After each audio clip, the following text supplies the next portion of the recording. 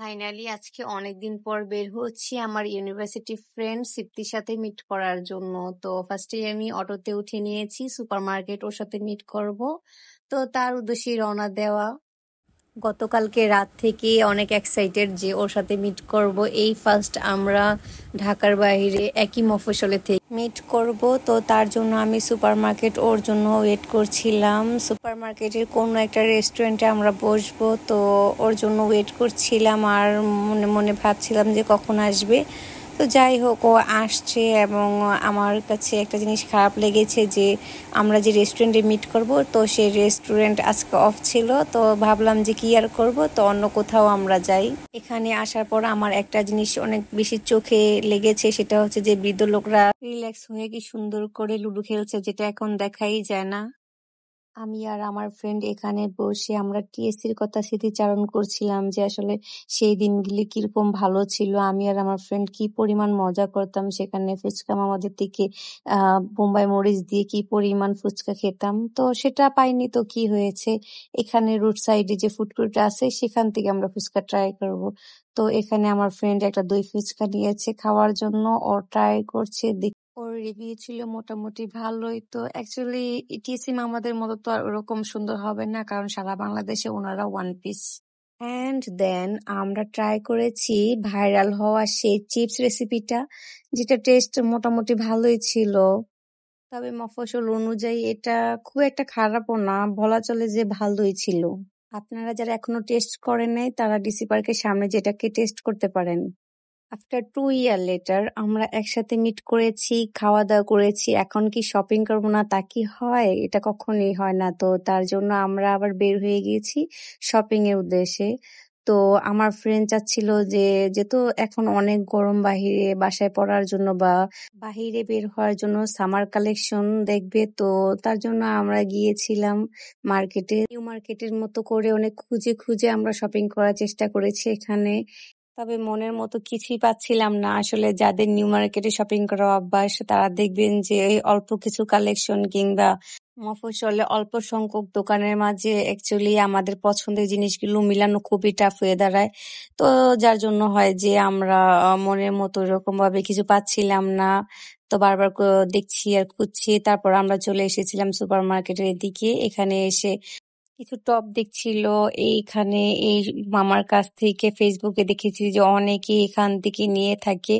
তো তার জন্য আমরাও ভাবলাম যে যাই, এখানে হয়তোবা মামার কাছে অনেক ভালো ভালো জিনিসপত্র পাবো।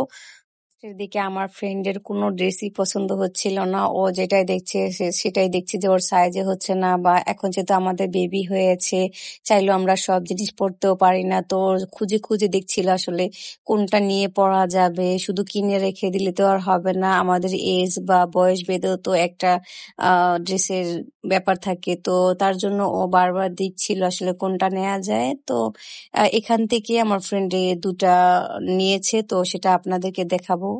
এখান থেকে আমার ফ্রেন্ড হোয়াইট একটা লং শার্ট নিয়েছে, আর ফার্স্টে দেখে ভিডিওতে দেখেছিলেন হয়তোবা একটা ব্ল্যাক লং শার্ট নিয়েছে। আর এগুলো তারপরও মামা থেকে দেখছে যে এর মধ্যে যদি কোনোটা পছন্দ হয় তো নিয়ে যাবে, তার জন্য আবার দেখা।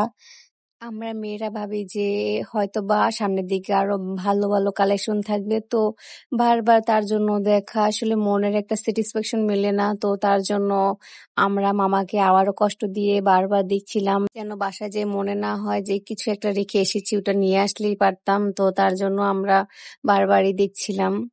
তারপর দেখছিলাম যে আর নতুন করে কোনো কিছু পছন্দ হচ্ছে না। তো তারপর আমি আবার ভাবলাম যে যেহেতু বের হয়েছি আমার মেয়ের জন্য বাসায় পরার কিছু প্যান্ট নিয়ে যাই। তো তার জন্য আবার ফ্রেন্ডকে বললাম কোথায় যাওয়া যায়। তো ও বললো যে পাতালের ভিতরে অনেক সুন্দর সুন্দর বাচ্চাদের কালেকশন আছে, তো সেগুলো বাসায় পরার জন্য পারফেক্ট। তো তার জন্য আমি সেখানে গেলাম যে আমার মেয়ের জন্য কিছু প্যান্ট নিব। সেখানে দেখছিলাম যে বাচ্চাদের জন্য আসলে অনেক ভালো ভালো জিনিস আছে এখানে। খুঁজে খুঁজে নিতে হবে যদিও, তবে খুঁজলে অনেক ভালো ভালো কোয়ালিটির জিনিস এক্সপোর্টে পাওয়া যায়। তো তার জন্য আমি এখানে অনেকগুলো স্টলই দেখছিলাম। তারপর এখান থেকে আমি দেখছিলাম বাচ্চাদের অনেক সুন্দর সুন্দর স্কার্টও ছিল। তো আমার কাছে মনে হচ্ছে যে কম প্রাইজের মধ্যে এগুলো বেস্ট। তো তো এই বিশেষ ব্লগটিতে তোমরা দেখতে পেয়েছো যে আমরা সারাদিন কি কি করলাম, ঘুরলাম ফিরলাম, তারপর হচ্ছে শপিং করলাম। এই বিশেষ ব্লগটিতে তোমরা দেখতে পেয়েছো যে বন্ধুত্বের বন্ধন যে অমৃতের মতো সুন্দর তা আবারও মনে করে দিল এই বিশেষ দিনটিতে।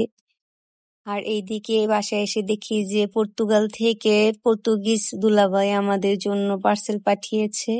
তো সেটারই খোলার অনেক চেষ্টা চলছে এখানে। আপু আর ছোট ভাই মিলে অনেক চেষ্টা করছে ছোট এই পার্সেলটিকে খোলার জন্য। তো এটা যদিও একটা ছোট পার্সেল, বাট এটা কিন্তু দেশের বাইরে থেকে এসেছে, যেটা নাকি তার সাথে ফ্যামিলির জন্য যে আবেগ ভালোবাসা সেটা দেয়া। তো সেক্ষেত্রে দেখা যায় যে পার্সেলটাই মেইন ইস্যু না আসলে। সে যে সেখান থেকে কিছু জিনিস আমাদের জন্য পাঠিয়েছে এটাই অনেক। কারণ যাদের কাছে এটা পাঠানো হয়েছে তারা অ্যাকচুয়ালি অনেক মাল নিয়ে আসে, তারা ওরকম ভাবে দেখা যায় যে কিছু একটা আনতে চায় না। তো তাদের কাছে যত অল্প সংখ্যক পারা গিয়েছে তো সেইগুলো চেষ্টা করেছে যে এখানে পাঠানোর জন্য। তো ম্যাক্সিমাম আমি ট্রাই করেছি এখানে আমার আপুর ছেলের জন্য আর আপুর জন্য এই তো টুকটাক শপিং